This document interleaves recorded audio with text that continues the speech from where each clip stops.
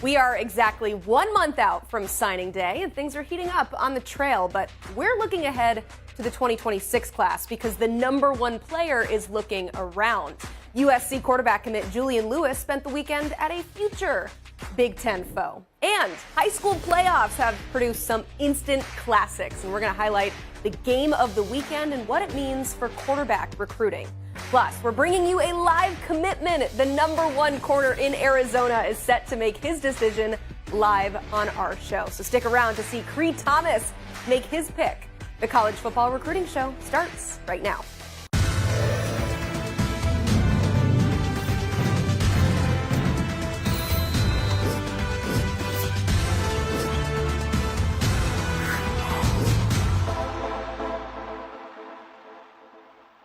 You are taking a live look at Brophy College Prep in Phoenix. That's where the number one corner in Arizona, Cree Thomas, is set to make his college commitment.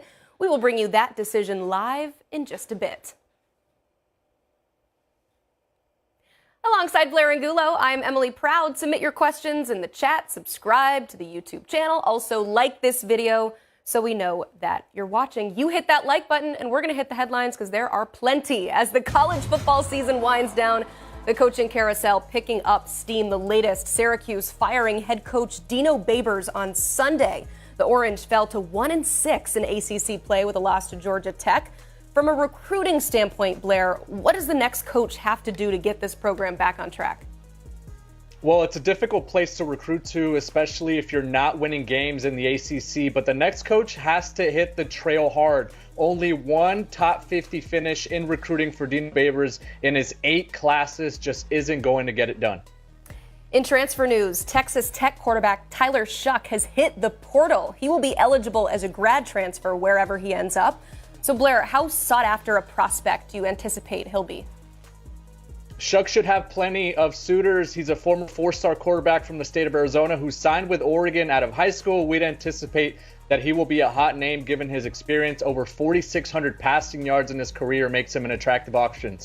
Not too shabby. All right, mark your calendars. Kobe Black, the 4th-ranked safety and 51st overall player in the class of 2024, will make his decision November 29th. Blair, what will he bring to the next level?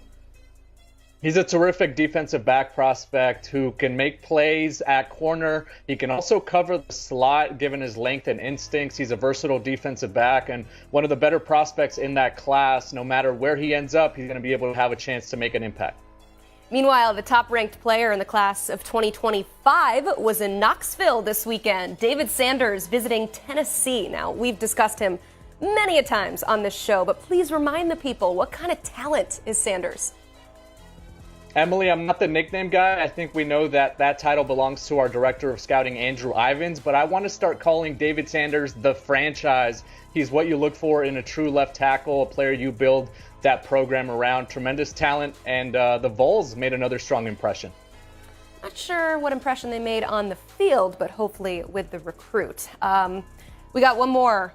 The top-ranked player in 2026, USC quarterback commit Julian Lewis, taking a trip to Ohio State over the weekend. And that is all I will say on the matter because we are bringing in someone who knows much more about this. Our friend Bill Kurelic of Bucknuts.com is joining the program. And Bill, getting Lewis on campus while he's committed to the Trojans is a big deal. So what did he tell you about his visit to the shoe? Well, Emily, it really was a big deal. I mean, as you said, he's the number one player in the country in the class of 2026. And he had a game the night before. He got up early on Saturday morning then and had a flight to Ohio, to Columbus. And he said that he was really tired, but he said the trip was well worth it. He got a chance to see the Buckeyes play in person, got a feel for the program, more of a feel for the program, got to spend some time talking with Ryan Day, who he was very impressed with, and Corey Dennis, so the quarterback's coach at Ohio State. So he said, it was just a really worthwhile trip for him to get to Ohio State, and certainly the Ohio State staff very happy he made it. Those Ohio State versus USC versus Georgia quarterback battles have been really intriguing and fascinating to monitor. Bill, another player that made it out to Ohio State this past weekend was Dorian Brew. He's the number 3 rated corner in that 2025 class. It was his 3rd time that he's been inside the shoe. What is the word on the Buckeyes and their chances after this most recent stop? Well, Dorian is originally from Texas, but he spent a good portion of his life also living in Ohio. But then he moved back to Texas in October, and he's at Conroe High School. He'll finish his high school career next season at Conroe. But with his background of being in Ohio and Texas, both, I think I guess you'd say the leaders in the clubhouse might be the Texas schools and Ohio State. He's been to Ohio State, as you mentioned, Blair, 3 times for games this season. He saw 2 games at Ohio State in September before he moved back to Texas, and then this past weekend.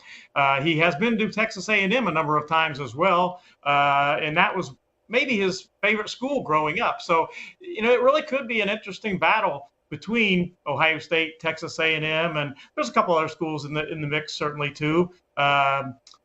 Certainly Texas is going to be in the mix, and he's probably going to be at the Michigan-Ohio State game in Ann Arbor this weekend. But I think it's pretty safe to say right now I don't think any Ohio State trails anyone for Dorian Brew at this point. Always hard to pull some of those prospects away from their home state schools. Let's talk about another 2025 target. Defensive lineman Christopher Burgess Jr. making the trip to Columbus this weekend. Now, he's set to announce his decision at the All-American Bowl on January 6th. So how should Buckeye fans feel ahead of this decision? Well, Emily, I think they should feel more encouraged now that he's been to Ohio State for a game. He had made 2 visits to Ohio State in the summer, one in June and one in July. And he had made game day visits to schools like Notre Dame and Michigan, who he is highly considering, but he'd never been to a game at Ohio State. He made it to Ohio State's game this past weekend, came away very impressed, and I think it's going to be a really tough decision for him. I think Notre Dame going into this past weekend probably had a slight edge for him, but I think Ohio State made up some ground, and I think it's going to be a tough decision. I think Ohio State has a legitimate shot to get Chris Burgess, and he is a absolute top of the board defensive edge guy for Ohio State. It's flip season in the world of recruiting, Bill. Who are some 2024 prospects that the Buckeyes are in on with a month to go until signing day? Well, Blair, at the top of the list is Amaris Williams. He's a defensive end out of North Carolina. He's currently committed to Florida. He made an official visit to Ohio State, and he also recently made a trip back to Ohio State for an unofficial visit. So if you're a Buckeye fan, that's encouraging. He is, though, at this point, still committed to Florida. But I like the Buckeyes' chances to pull off a flip there. In fact, I've got Amaris Williams' crystal ball to Ohio State at this point. Another one that the Buckeyes would like to flip that they have a legitimate shot at is Gabe Van Sickle. He's an offensive lineman that is currently committed to Northwestern, and he's trying to make a final decision between staying with Northwestern or flipping to Ohio State. Chance Robinson's a wide receiver from Florida that's committed to Miami. I think in that case, I think he will end up staying with his Miami commitment.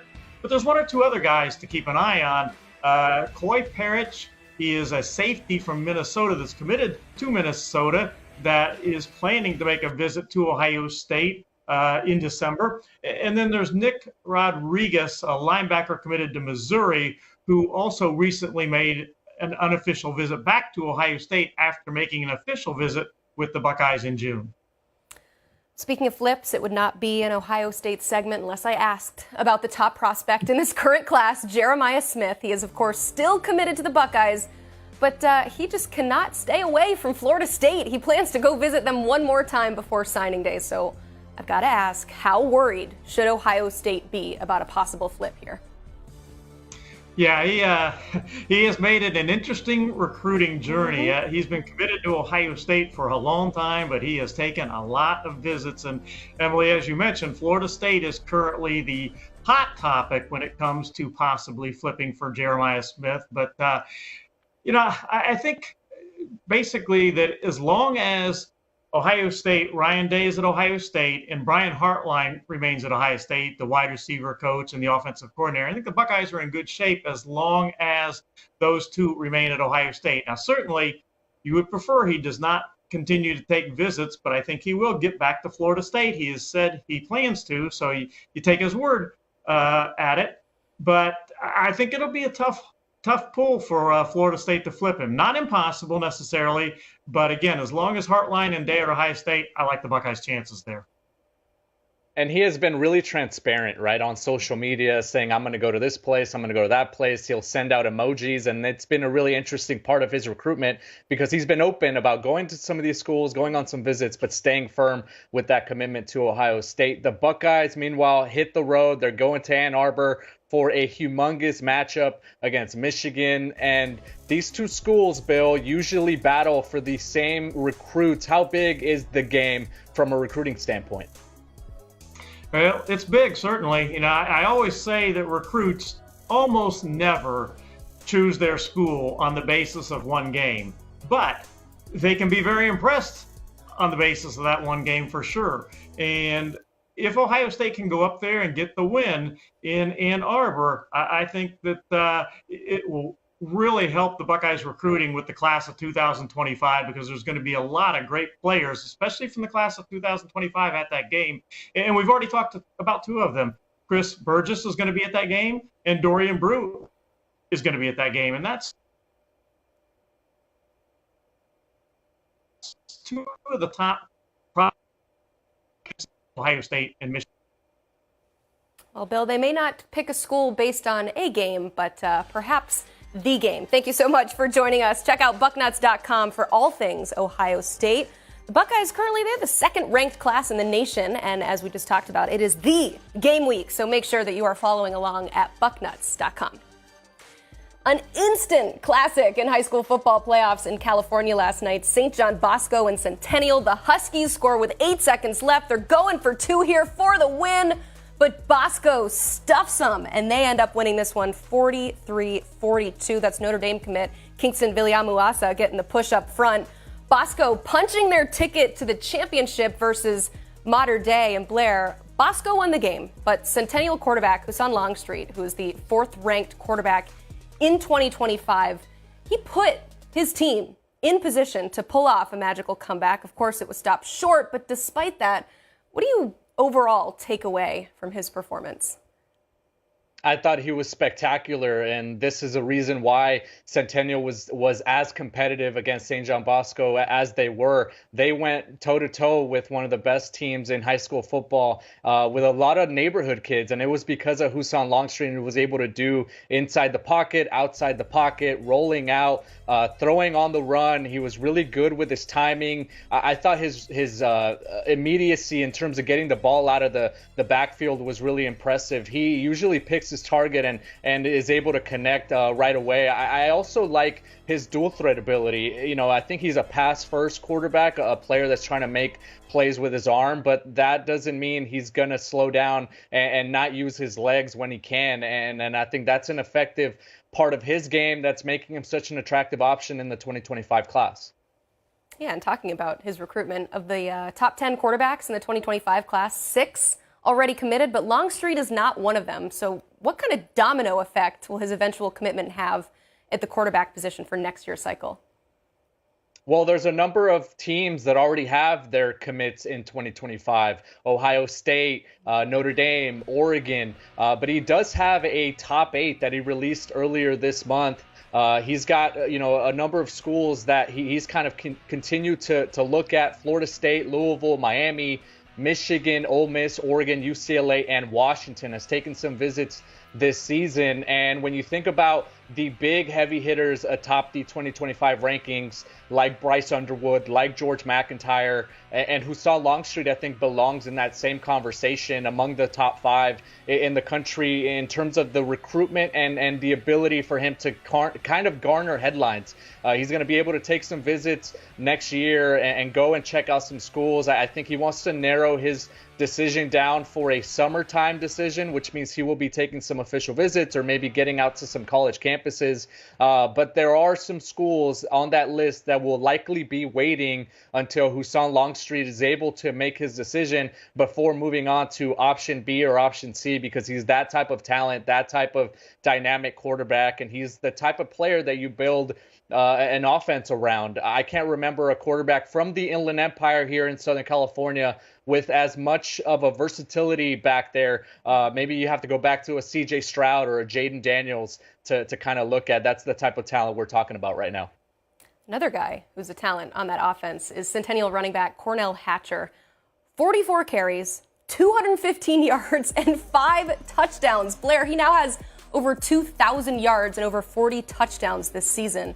He is putting up some major numbers, so why is he not getting more love from major programs?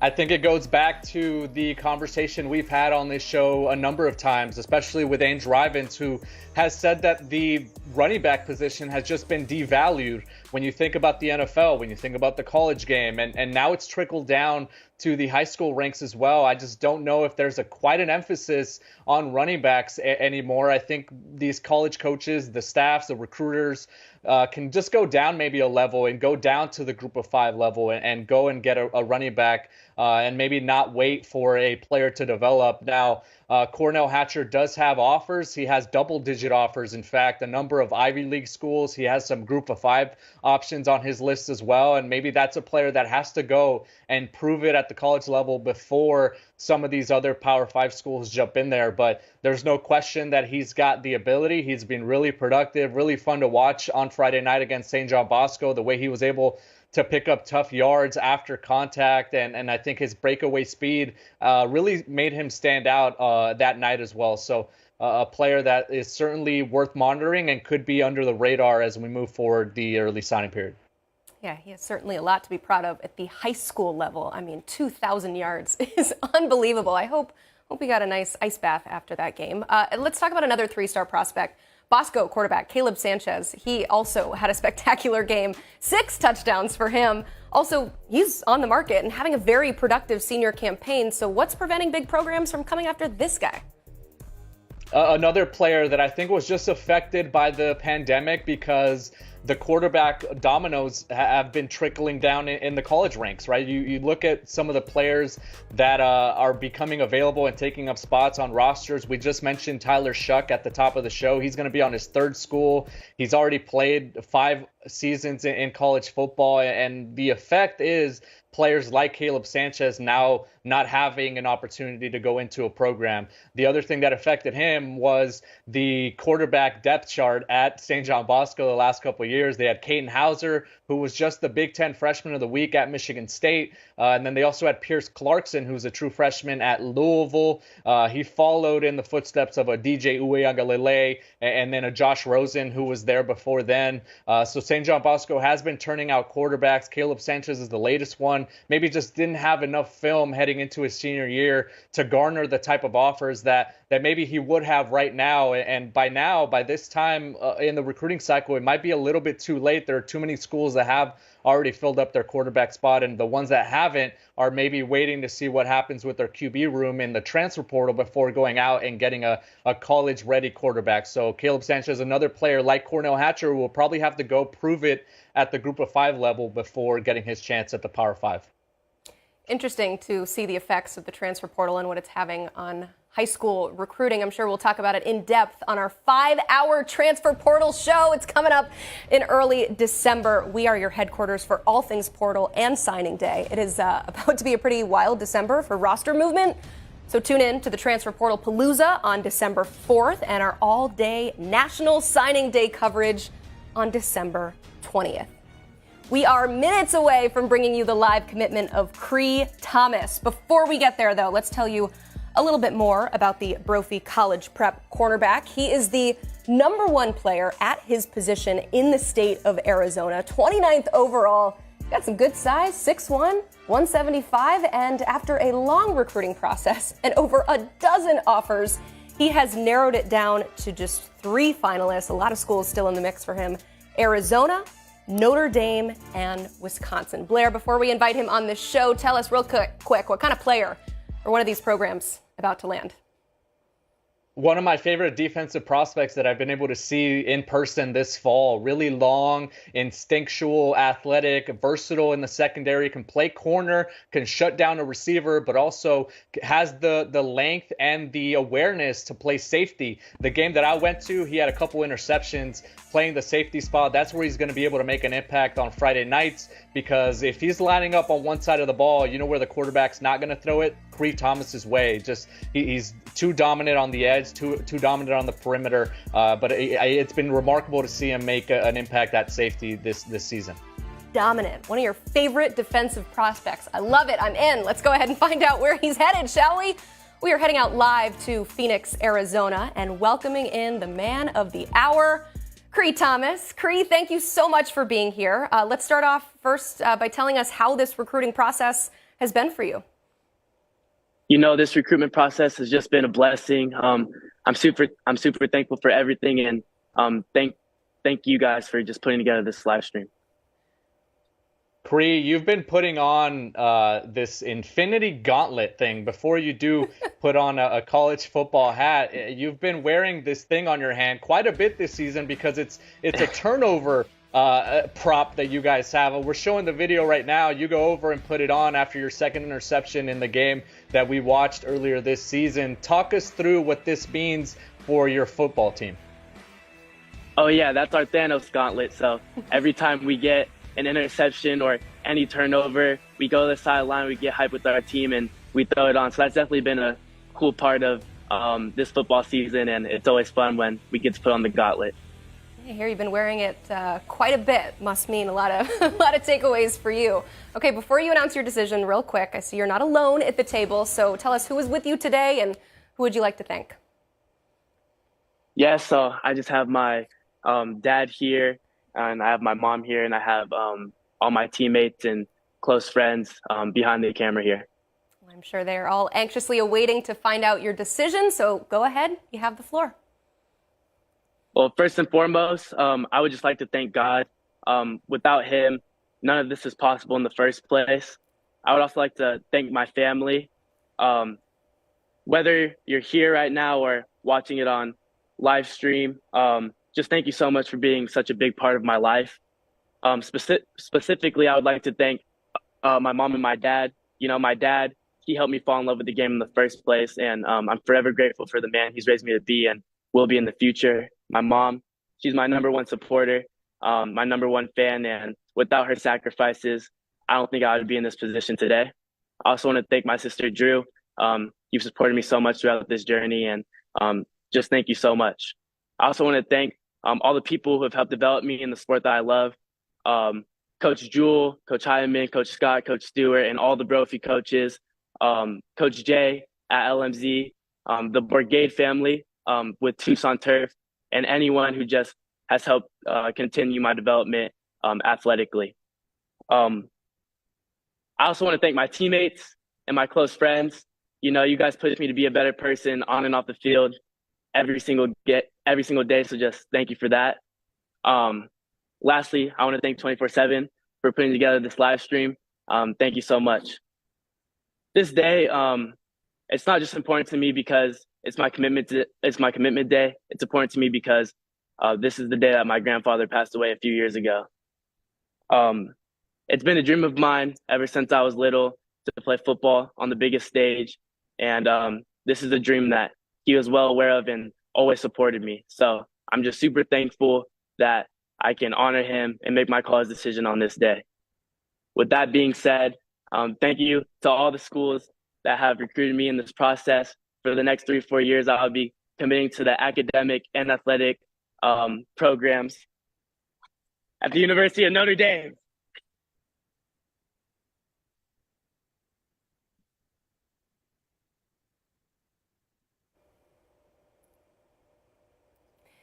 There you have it. Breaking news. The number one corner in Arizona, Cree Thomas, has picked the Irish, hugging mom and dad. Oh, we got tears from mom. What an exciting day for Cree. Okay, if you still got me here, you got a lot of Irish fans watching. They want to know, what is it about Notre Dame that has you picking the Irish?